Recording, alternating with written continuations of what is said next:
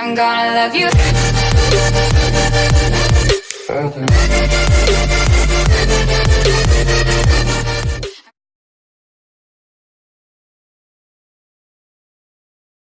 Sekilas, Norang terlihat seperti kucing-kucing lain pada umumnya. Ia penuh bulu dan gemuk. Tapi sayang, Norang tidak bisa bergerak dan berlari seperti kucing lain, menurut SBS TV.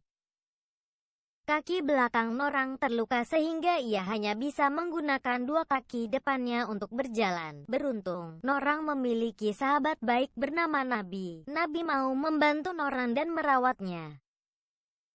Ia bahkan mau membagi makanannya dengan Norang dan tidur dengannya. Selain itu, Nabi juga membantu melindungi Norang dari kucing-kucing liar yang ingin mengganggunya.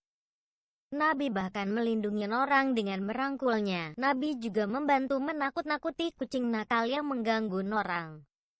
Kisah kedua kucing liar ini pun menarik perhatian seorang pecinta kucing asal Korea Selatan. Kini Norang dan Nabi tidak tinggal di pinggir jalan lagi. Mereka telah diselamatkan oleh penampungan hewan dan kini sudah mendapat pemilik baru.